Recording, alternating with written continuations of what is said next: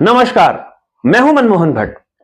देहरादून में आखिर ऐसा क्या हुआ कि कांग्रेसी लोग पत्रकारों को मारने के लिए दौड़ पड़े। जिस समय यह हंगामा हो रहा था उस समय कांग्रेस के प्रदेश अध्यक्ष करण माहरा खुद मौजूद थे। वरिष्ठ कांग्रेसी नेता पूर्व प्रदेश अध्यक्ष प्रीतम सिंह भी मौजूद थे। करण माहरा खुद आक्रामक रुख अख्तियार किए हुए थे और पत्रकारों के खिलाफ जो हुजूम आगे बढ़ रहा था उसकी अगुवाई करते हुए भी नजर आ रहे थे।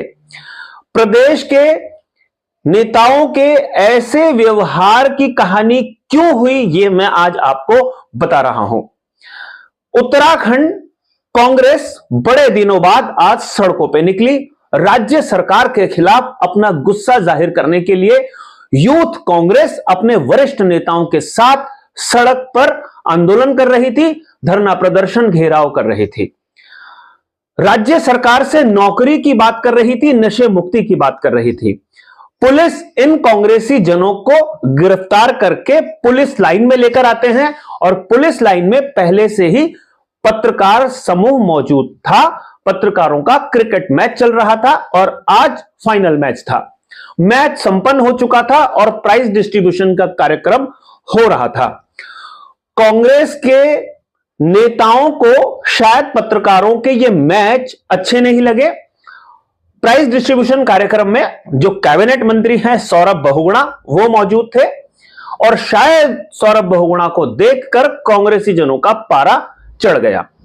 मंच संचालन भी हो रहा था, कमेंट्री भी लगातार मैच के दौरान भी हो रही थी और उस दौरान भी हो रही थी और मंच संचालन करने वाले, कमेंट्री करने वाले पत्रकारों ने कांग्रेस जनों से आग्रह किया कि वो हमारे कार्यक्रमों को डिस्टर्ब ना करें, ये हमारा निजी समारोह है। इसके बाद कांग्रेसी नेता भड़क गए और जो व्यक्ति मंच से प्राइज डिस्ट्रीब्यूशन कार्यक्रम को डिस्टर्ब ना करने की अपील कर रहा था उसे मारने के अंदाज में दौड़ पड़े।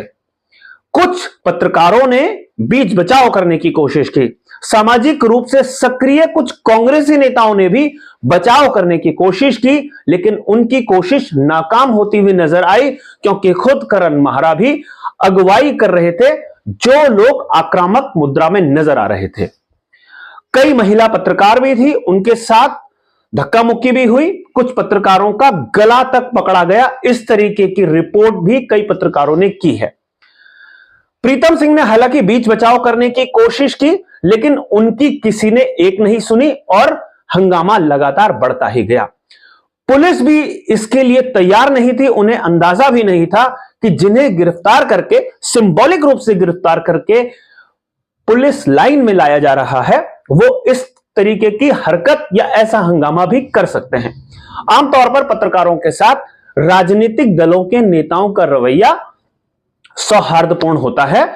वैचारिक रूप से कुछ लोग एक दूसरे से नाराज भी होते हैं, लेकिन हाथापाई की नौबत अभी तक तो उत्तराखंड में पत्रकारों और नेताओं के बीच में देखने को लगभग नहीं ही मिली है। इक्का दुक्का जरूर इंसिडेंट हुए हैं, लेकिन समूह का समूह पत्रकारों के समूह पर आक्रमण कर दे, हमला कर दे, ऐसी नौबत कभी नहीं आई।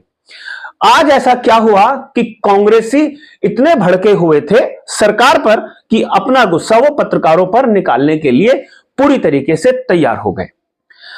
अब इस हंगामे के बाद कुछ पत्रकारों ने खुले रूप से ऐलान कर दिया है कि करण माहरा का जो भी कार्यक्रम होगा, चाहे वो कांग्रेस के मुख्यालय में हो या बाहर हो, उसका वो बहिष्कार करेंगे। अजय राणा उत्तरांचल प्रेस क्लब के अध्यक्ष हैं। वो कहते हैं कि कांग्रेस का यह बर्ताव किसी भी तरीके से शोभनीय नहीं था। उन्होंने रोकने की कोशिश करी, कुछ हंसी मजाक के अंदाज में भी रोकने की कोशिश करी, तस्वीरों में भी आप देख सकते हैं, लेकिन करण माहरा अपने समर्थकों के साथ रुकने को तैयार नहीं थे। प्रदेश संगठन की इस हरकत का विरोध पत्रकार संगठनों ने किया है। अजय राणा कहते हैं कि वो इसकी शिकायत ऑल इंडिया कांग्रेस कमेटी से करेंगे, राज्य के और भी वरिष्ठ नेता हैं उनसे भी करेंगे और कुमारी शैलजा जो उत्तराखंड की प्रभारी है उनको भी इस घटना की शिकायत जरूर भेजेंगे। अब हालांकि कांग्रेस में कोई किसी की सुनता तो नहीं है, अजय राणा की कितने कांग्रेसी सुनेंगे ये तो मालूम नहीं है। लेकिन एक घटना मैं आपको और बताऊं, 2 दिन पहले हरीश रावत जो पूर्व मुख्यमंत्री हैं, उन्होंने भी अपना एक लंबा चौड़ा लेख लिखा था और पत्रकारों की आलोचना करी थी। आपको बताऊं कि इशारों इशारों में हालांकि हरीश रावत ने लिखा था, किसी चैनल का नाम नहीं लिया था, लेकिन एक रिपोर्ट न्यूज 18 ने कवर करी थी। हरीश रावत के बकायदा बयान के साथ रिपोर्ट को किया गया था और न्यूज 18 ने उस पर एक विस्तृत कार्यक्रम बनाया था, डिबेट का कार्यक्रम था। हरीश रावत ने कहा था कि कांग्रेस को सोचना होगा कि कैसे वो मोदी, योगी और धामी के तिलिस्म से बाहर निकल सके। 2027 में भी उनके लिए ऐसी ही मुश्किल आएगी जैसी केदारनाथ विधानसभा के उपचुनाव में आई या जैसी लोकसभा में या पिछले विधानसभा चुनाव में आई है।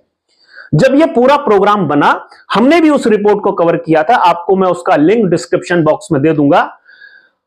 उस रिपोर्ट पर हरीश रावत भड़के हुए थे, जो न्यूज 18 ने कवर किया है, और पूरा बाकायदा आर्टिकल के शेप में हरीश रावत ने अपने सोशल मीडिया के पेज में न्यूज चैनल की और पत्रकारों की खूब आलोचना की थी। तो ये जो हंगामा होता हुआ नजर आया है उत्तराखंड के मीडिया कर्मियों के साथ कांग्रेस की तरफ से, इसका लिंक कहीं ना कहीं हरीश रावत के साथ भी जोड़ा जा रहा है कि कहीं ना कहीं कांग्रेस के वरिष्ठ नेता पत्रकारों पर अपनी खींच निकाल रहे हैं। केदारनाथ में हार हो गई और इस हार के बाद कई नेताओं की हो सकता है कुर्सी खतरे में पड़ जाए, कई नेताओं की क्रेडिबिलिटी खतरे में पड़ जाए, इसलिए पत्रकारों को वो निशाना बना रहे हैं। राज्य सरकार के अधिकारियों पर, राज्य सरकार के नेताओं पर कोई तथ्यात्मक आलोचना वो करते, हंगामा करते तो बात जस्टिफाई होती, लेकिन पत्रकारों के साथ इस तरीके का रवैया कांग्रेस के नेताओं ने क्यों किया है, यह बात समझ से सभी के परे है। खुद कांग्रेस के कई वरिष्ठ नेताओं ने हमको भी फोन करके कहा है कि इस घटना को नहीं होना चाहिए था और जो भी इसके लिए जिम्मेदार है उसको वो देखेंगे। मैंने पहले ही कहा, कांग्रेस में सुनता कौन किसी की है, देखेंगे कि इस पर होगा क्या, लेकिन हंगामा फिलहाल पत्रकारों और कांग्रेस के बीच चर्चा का विषय बना हुआ है। अभी के लिए साथियों इतना ही। अगली रिपोर्ट में आपसे फिर मुलाकात होगी, तब तक इजाजत दीजिए। नमस्कार।